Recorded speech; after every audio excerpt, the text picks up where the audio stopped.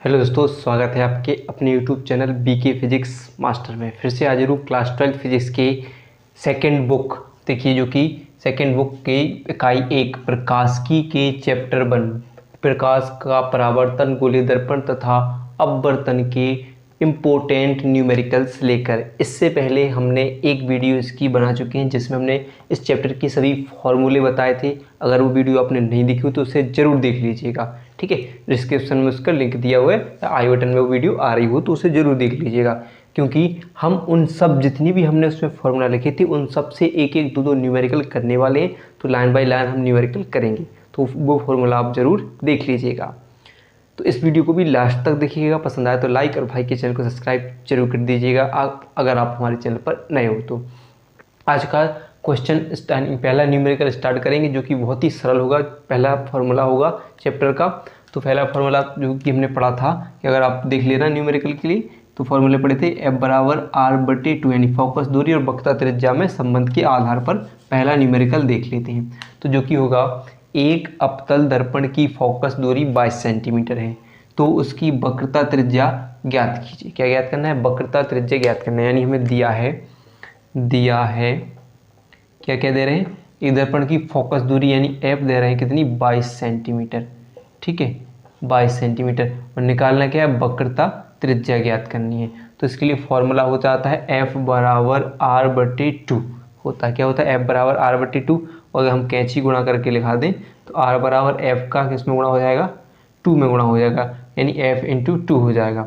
तो आपका फॉर्मूला इसमें रख दें मान, तो 22 का रख दें, 22 गुणे 2 हो जाएगा, यानी 22 दूनी 44 सेंटीमीटर इसका आंसर आ जाएगा वक्रता त्रिज्या का। इस बिल्कुल सबसे सिंपल फार्मूला होते हैं, सबसे सिंपल सवाल होते हैं जो इनकी ज़रूरत, अब जैसे अभी हम एक दो न्यूमेरिकल आगे करेंगे उनमें इनकी बड़े क्वेश्चन में ज़रूरत पड़ जाती है। जैसे मान लीजिए, कैसे यहाँ पर एक क्वेश्चन देखिए, जैसे लिखा है कि सेकंड न्यूमेरिकल है कि 15 सेमी फोकस दूरी वाले अवतल दर्पण के सामने दर्पण से 10 सेमी दूरी पर 8 सेमी ऊंचाई की एक वस्तु रखी है। दर्पण द्वारा बने प्रतिबिंब की स्थिति ज्ञात कीजिए। देखिए, जैसे यह फॉर्मूला आ गया, जैसे हम पहले देख लेते हैं क्या क्या दिया है। तो 15 सेंटीमीटर फोकस दूरी, यानी फोकस दूरी को लिखते हैं F से कितनी है? 15 सेंटीमीटर है।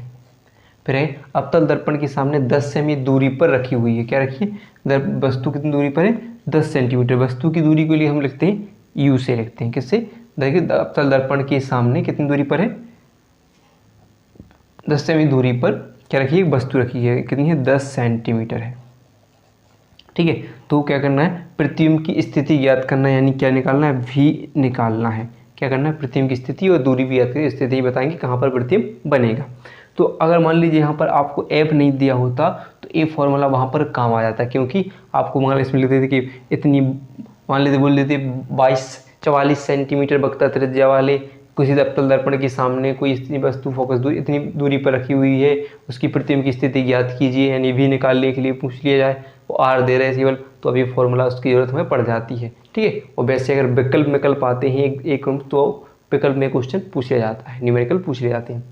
चलिए देख लेते हैं, तो निकालते हैं। इसके लिए सबसे पहले देखिए, आप एक बात गौर से समझिए। पहले हम उसमें बता चुके हैं जब हमने फॉर्मूला बताए थे। इसमें देखिए, दर्पण की बात होगी, जब दर्पण की, जैसे ही अवतल दर्पण की बात होगी तो अवतल दर्पण में जितनी भी दूरियां होंगी वे सब क्या होंगी? ऋणात्मक। सभी दूरी F, फोकस दूरी, वस्तु की दूरी, प्रतिबिंब की दूरी सब क्या होती है? माइनस में होती है। क्यों होती है? कि वे हमेशा दर्पण के सामने रखी होती, सब क्या होती हैं? अवतल दर्पण के सामने। जो भी अवतल दर्पण के सामने वस्तु की दूरी, फोकस दूरी, प्रतिबिंब की दूरी होगी, ये सब ऋणात्मक, और दर्पण के पीछे क्या होती है? धनात्मक होती है। तो जैसे अगर हम सवाल को हल करते हैं, अगर हमारा आंसर माइनस में आता है तो प्रतिबिंब दर्पण के सामने बनेगा, वास्तविक। अवतल दर्पण में कैसा प्रतिबिंब बनता है? वास्तविक बनता है। और उत्तल में कैसा बनता है? आभासी बनता है। तो दर्पण के सामने हमेशा वास्तविक प्रतिबिंब बनते हैं, दर्पण के पीछे कैसे बनते हैं? आभासी प्रतिबिंब बनते हैं। तो जब भी प्लस में अगर हमारा आंसर आया तो प्रतिबिंब दर्पण के पीछे आभासी बनेगा, और अगर माइनस में आंसर आया तो प्रतिबिंब दर्पण के सामने वास्तविक व उल्टा बनेगा। इतनी बात आपको ध्यान रखना है। और उत्तल दर्पण के लिए, उत्तल के लिए केवल U माइनस में होता है। क्या होता है? केवल U माइनस में, क्योंकि वही अकेला सामने होता है, बाकी सब फोकस दूरी और जो आपकी प्रतिबिंब की दूरी सब क्या होती है, पीछे होती है, बनते हैं पीछे बनते हैं, तो उसमें सिर्फ केवल u माइनस में होता है। तो यहाँ पर देखिए कौन सा दर्पण दे रहे हैं, बिल्कुल दर्पण गौर से करना है, अवतल दर्पण दे रहे हैं। तो यहाँ पर एफ बी माइनस में जो भी होगा आपका एफ बी माइनस में, यू भी माइनस में, और भी हमें निकालना है। तो फॉर्मूला हो जाएगा 1/f बराबर 1/b माइनस प्लस 1/u दर्पण का फॉर्मूला हो जाता है। अब अगर हम क्या करें, इसे हमें निकालना क्या है, f निकालना है, तो क्या करें, f को वहीं पर रहने दें और इसको v को वहीं पर रहने दें। ऐसे लिख दें कि 1/v बराबर इसको वहाँ पर रख दें, u को इसके पास पहुँचा लेते, किसके पास, f के पास पहुँचा लेते, 1/f के पास पहुँचाएंगे तो किसका हो जाएगा, माइनस का हो जाएगा। ये बन जाएगा फॉर्मूला जिसे हमें निकालना होगा। अब क्या करते हैं, हम अपने मान रख देते हैं। तो 1/v बराबर 1/f, f कितना है, तो कितना है -15, और माइनस फिर क्या है u भी कितना है -10 है, माइनस माइनस क्या हो जाएगा, प्लस हो जाएगा, यानी -15 और प्लस के 1/10 हो जाएंगे। अगर हम एलसीएम कर लें, लासा कर लें, तो 15 10 का लासा कितना आ जाएगा, 30 आ जाएगा। ठीक है, 30 आ जाएगा। तो 15 से 2 में 30 में देंगे तो 15 दूनी 30, कितनी बार, -2 आ जाएंगे। फिर प्लस लगा देंगे, 10 का 3 में देंगे तो 30 में देंगे तो कितनी बार जाएगा, 3 बार जाएगा। और अब क्या हो जाएंगे, माइनस हो जाएंगे, कितने बचेंगे, 1 बचेंगे। किसका बचेगा, प्लस का बचेगा। क्यों बचेगा, क्योंकि बड़ी संख्या का चिन्ह ले लेंगे तो 1/v बराबर 1 कितने आ जाएंगे, 30 हो जाएंगे। कैंची गुणा करेंगे तो v बराबर आ जाएगा प्लस के 30 आंसर। अब प्रतिबिंब कहाँ बनेगा, हमने क्या बताए थे फिलहाल, ये जब भी प्लस में आंसर आएगा तो प्रतिबिंब दर्पण के पीछे बनेगा। तो प्रतिबिंब दर्पण के पीछे बनेगा। ठीक है, पीछे बनेगा। ठीक है, स्थिति इसकी पता चल जाएगी। चलिए तो और न्यूमेरिकल देख लेते हैं जो कि है 24 सेंटीमीटर वक्रता त्रिज्या वाले अवतल दर्पण के सामने 3 सेमी की दूरी पर एक मोमबत्ती रखी है। मोमबत्ती की प्रतिबिंब की स्थिति ज्ञात कीजिए। तो चलिए देखते हैं, ज्ञात कर लेते हैं। तो फिलहाल मैंने इससे पहले बताया था कि हमें वो फॉर्मूला यानी f बराबर r/2 की ज़रूरत पड़ सकती है हर एक क्वेश्चन में, ज़्यादातर क्वेश्चनों में। तो देखिए यहाँ पर देखेंगे, पहले सबसे पहले देखते हैं दिया क्या है, उसे देख लेते हैं। तो 24 सेंटीमीटर वक्रता त्रिज्या यानी r दिया है 24 सेंटीमीटर। ठीक है, फिर दिया है दर्पण, अवतल दर्पण कैसा है, अवतल। तो ध्यान रखिए सभी दूरियाँ क्या होंगी, माइनस में हो जाएंगी। 3 सेंटीमीटर दूरी पर रखी एक मोमबत्ती मतलब वही वस्तु समझ सकते हैं। तो u कितना है, 3 सेंटीमीटर। ठीक है, दिया है। तो प्रतिबिंब की स्थिति ज्ञात करना है, हमें क्या निकालना है, v निकालना है। और v के लिए हमें, जब हमें अगर v निकालना हो तो हमने दर्पण का सूत्र क्या पढ़ा है कि 1/f बराबर 1/v प्लस 1/u होता है। लेकिन यहाँ पर f नहीं दिया है, तो चलिए देख लेते हैं।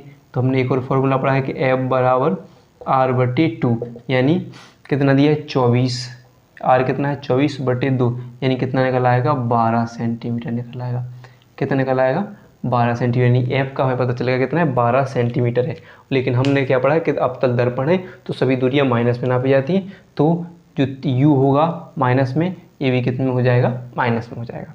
तो हम लिखेंगे अपने फॉर्मूला में रखें, तो हमें निकालना क्या है, v निकालना है। तो क्या करते हैं कि 1/v बराबर 1/f, u को किसके पास पहुंचा दें, f के पास पहुंचा दें, तो माइनस के 1/u हो जाएगा। प्लस के इस तरह जाएंगे, माइनस के हो जाएंगे। अब हम मान रख लेते हैं, तो क्या हो जाएगा, 1/v बराबर 1/f, f कितना निकला, -12, माइनस u कितना है आपका, 3 सेंटीमीटर, -3, तो माइनस माइनस क्या हो जाएगा, यहाँ पर प्लस हो जाएगा। तो हम रख दें, लासा ले लें तो कितना आ जाएगा, तो 12 3 का लासा क्या कितना आ जाएगा, 12 आ जाएगा। ठीक है, आ जाएगा नहीं, 12 से आप 12 में भाग दोगे कितनी बार जाएगा, 1 बार जाएगा। ठीक है, -1 प्लस 4, 3 से इसमें भाग दोगे, 3 चौको 12, यानी कितनी बार जाएंगे, 4 बार चला जाएगा।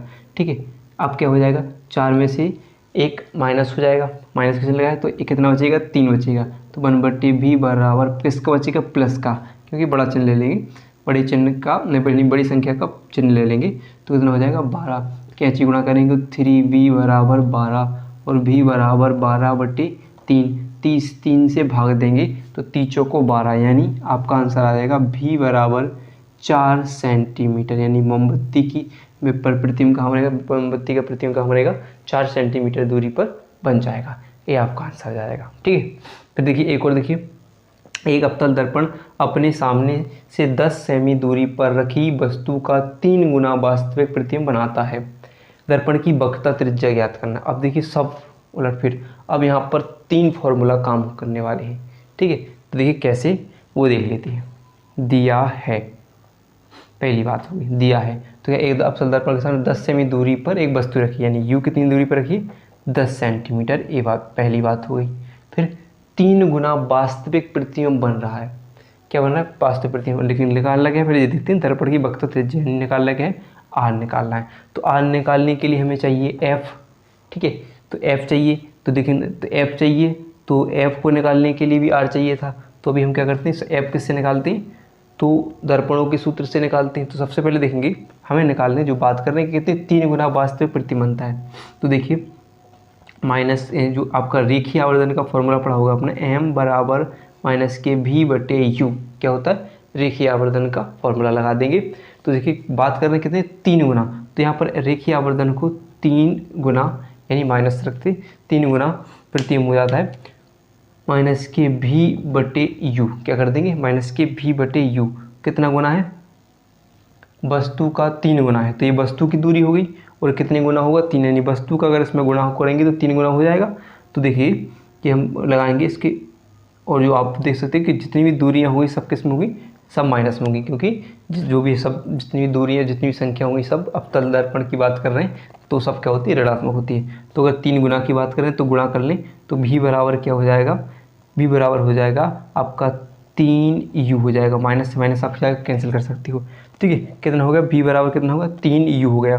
और हम पढ़ चुके हैं कि 3u का मान कितना है 10, तो 10 3 10 30, यानी भी बराबर कितना निकल आएगा, 30 सेंटीमीटर हो जाएगा। तो ठीक है, भी का यू का मान पता चल गया, भी का मान पता चल गया, तो भी किस में हो जाएगा, माइनस में। और हम क्या निकाल लें, इससे पहले निकाल लें हम एफ निकाल लेते हैं। तो फॉर्मूला लगा लें दर्पण का, तो 1/f बराबर 1/v माइनस प्लस 1/u हो जाएगा। तो 1/f बराबर 1/v कितना है, माइनस के 30, और एक किसका हो जाएगा, प्लस कितना है, वस्तु की दूरी 10 है, तो ये भी किस में होगी, माइनस में होगी। तो माइनस प्लस क्या हो जाएंगे, माइनस हो जाएंगे। तो क्या हो जाएगा, 1/f बराबर 1/30 प्लस माइनस कितना हो जाएगा, 10 हो जाएगा। लासा कितना आ जाएगा, 30 आ जाएगा। भाग दे दें, कितनी बार जाएगा, एक बार चला जाएगा। 10 से कितनी बार चला जाएगा, 3 बार चला जाएगा। 3 और कितनी बार, 3 और 1 कितने हो जाएंगे, 4 हो जाएंगे, ठीक है। तो हो जाएगा माइनस के 4/30 हो जाएंगे। 1/f कैंची गुणा कर लेंगे, तो आपका हो जाएगा f बराबर 30/4, 4 से आप भाग दोगे कितने में, 30 में भाग दोगे, ठीक है। तो कितना आ जाएगा, भाग दे लेते हैं 4 से 30 में, 4 दूनी 8, 4 × 5 = 16, 4 × 5 = 20, 4 × 24 = 7 28, 4 7 28, कितने बचेंगे, 2 पॉइंट लगाएंगे, 0.4 5 20, यानी 7.5 आ जाएगा। तो आपका माइनस कितना हो जाएगा, -7.5 आपका फोकस दूरी आ जाएगी। अब निकालना क्या है, वक्रता त्रिज्या।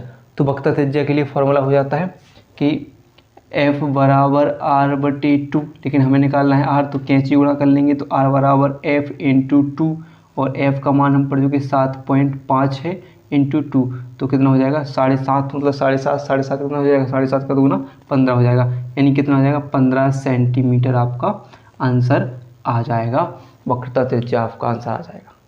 चलिए तो और न्यूमेरिकल देख लेते हैं, जो कि है 5 नंबर, यानी 5वां न्यूमेरिकल होगा।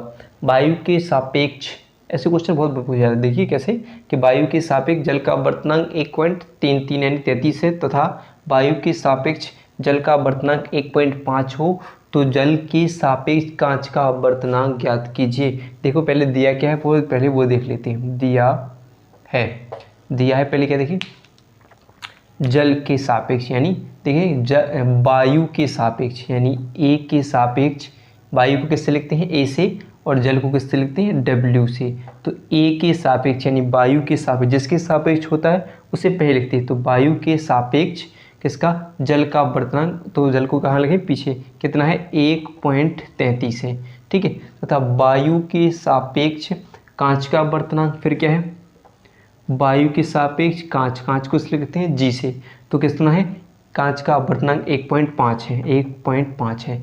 तो किसके, जल के सापेक्ष, किसके सापेक्ष, W, जल के सापेक्ष किसका अपवर्तनांक निकालना है, G, यानी कांच का अपवर्तनांक ज्ञात करना है हमें। इनको बहुत गौर से पढ़ना होता है सवालों को। फिर देखिए बात कैसी होती है कि किसको, अब फॉर्मूला क्या हो जाएगा, किसके सापेक्ष, यानी A के सापेक्ष G का अपवर्तनांक ज्ञात करना है। तो जब भी फॉर्मूला होता है तो जो पहला माध्यम है वो कहाँ आता है, नीचे, तो यानी कहाँ आ जाएगा, जो किसका हो जाएगा, किसके सापेक्ष, जल के सापेक्ष कांच का अपवर्तनांक। तो ठीक है, तो पहले हमने क्या पढ़ा था कि जल, जो वायु के सापेक्ष जल का अपवर्तनांक क्या था, तो देखिए W को लिखना पड़ेगा कि जल के सापेक्ष किसका, सॉरी किसके सापेक्ष निकालना है, जल के सापेक्ष निकालना है। तो जल के सापेक्ष, तो जल का अपवर्तनांक क्या है, हम पढ़ चुके थे, वायु के सापेक्ष, तो AW है। तो पहले माध्यम को नीचे लिखना है और दूसरे माध्यम को ऊपर लिखना है। ठीक है, फिर दूसरा लिखेंगे हम क्यों, तो कांच का अपवर्तनांक क्या था वायु के सापेक्ष, तो ANG था। ठीक है, तो वही निकल आएंगे हम, क्या बन जाएगा सूत्र हमारा, जल के सापेक्ष कांच का अपवर्तनांक, यानी A किसका अपवर्तनांक होगा, यानी वायु, ये हो जाएगा वायु का वायु में कांच का अपवर्तनांक और जल में कांच का अपवर्तनांक हो जाएगा। तो मान रख देंगे वो कितना हो जाएगा, जो कांच के लिए 1.5 और जल के लिए कितना था, 1.33 था, यानी AWG हो जाएगा। और भाग देंगे तो तब आपका, इसको जब आप भाग करोगे तो आपका 1.12 जो आपका आंसर आ जाएगा। ठीक है, इतना हो जाएगा किसके लिए, जल के सापेक्ष कांच का अपवर्तनांक, इतना आपका आंसर हो जाएगा इसके लिए। ठीक है, फिर देखिए अगला क्वेश्चन, ऐसा सेम 2 क्वेश्चन करवा देता हूँ जिससे आपको अगली क्वेश्चन करने में आसानी हो जाएगी। आपकी बुक से कर लेना। फिर वायु के सापेक्ष जल और कांच का अपवर्तनांक कितना है, क्रमशः 4/3 और 5/3 है। देखो किसके सापेक्ष है, वायु के सापेक्ष, यानी A के सापेक्ष, पहले किसका, वायु के सापेक्ष जल, तो कितना होगा, 4/3 है। ठीक है, फिर देखिए फिर किसके, कांच का, यानी A के सापेक्ष कांच, यानी G का अपवर्तनांक कितना है, 5/3 है। तब क्या निकालना है हमें, कांच का जल के सापेक्ष अपवर्तनांक, किसका, कांच का जल के सापेक्ष, तो किसका, देखिए कांच का किसके सापेक्ष, जल के सापेक्ष, जिसके सापेक्ष हो से पहले लिखना है। ठीक है, इतनी बात क्लियर है। अब अपवर्तनांक हमें ज्ञात करना है, तो फिर वही फॉर्मूला कि AWG बराबर सेम जैसे हमने भी लिखा था ये हो जाएगा। तो क्या हो जाएगा, G वाला पोजिशन पर लिखा जाएगा, AG/AN। ठीक है, क्या हो जाएगा, W हो जाएगा। ठीक है, अपवर्तनांक के लिए और मान रख दें। अब तो G का मान क्या है आपका, देखिए तो 5/3 है। ठीक है ना, 5/3। ठीक है, 5/3 है और इसका क्या है, W का 4/3 है, हो जाएगा नहीं, 5/3 और 4/3, तो 3 से 3 क्या हो जाएंगे आपके, कैंसिल हो जाएंगे, यानी आपका आंसर आ जाएगा, क्या हो जाएगा, जल के सापेक्ष कांच का अपवर्तनांक हो जाएगा 5/4 हो जाएगा। क्या हो जाएगा, 5/4 आपका आंसर आ जाएगा। चलिए तो 1-2 न्यूमेरिकल और देख लेते हैं, जो कि आज का लास्ट न्यूमेरिकल होगा। तो देखिए, एक अवतल दर्पण के सम्मुख रखी वस्तु की लंबाई 20 सेंटीमीटर है। यदि वस्तु द्वारा बने प्रतिबिंब की लंबाई 10 सेंटीमीटर है तो अवतल दर्पण से बने प्रतिबिंब का रेखीय आवर्धन ज्ञात कीजिए। तो देखिए बिल्कुल सिंपल सवाल होते हैं रेखीय आवर्धन वाली, तो इनको आपको बिल्कुल एक बार ध्यान रखकर, रेखीय आवर्धन पढ़ा है, क्या लिखा है कि वस्तु की लंबाई, अब वस्तु की लंबाई को किससे प्रदर्शित किया जाता है, O से लिखा जाता है, किससे, O से, और प्रतिबिंब की लंबाई को लिखा जाता है I से। तो कितनी है, 10 सेंटीमीटर। दर्पण कौन सा है, अवतल, तो सभी दूरियां माइनस में हो गई। फिर क्या निकालना है, इसका रेखीय आवर्धन आपको ज्ञात करना है। तो रेखीय आवर्धन का फॉर्मूला हो जाता है कि M बराबर I/O बराबर V/U माइनस V/U हो जाता है। तो यहाँ पर देखिए हमें V/U की बराबर का मतलब होता है, या तो हम ये फॉर्मूला बना सकते हैं या M बराबर माइनस के V/U, 2 फॉर्मूला होते हैं इसका मतलब। तो इसको हटा देते हैं और हमें कौन सा फॉर्मूला लगाना है, केवल M बराबर I/O। तो I बराबर, I कितना है, माइनस के 10 और ये कितना है, माइनस के 20, माइनस माइनस कैंसिल हो जाएगा, 10 से कम 10, 10 दूनी 20 हो जाएगा, यानी 1/2। ठीक है, कितना आ जाएगा, 1/2 सेंटीमीटर यानी कि आवर्धन आपका निकल कर आ जाएगा। ऐसे बिल्कुल सिंपल फॉर्मूला होते हैं, सिंपल सूत्र होते हैं, तो इनको आप अच्छे से तैयार कर लीजिएगा। वीडियो पसंद आई हो तो वीडियो को लाइक और चैनल को सब्सक्राइब करना ना भूलिएगा।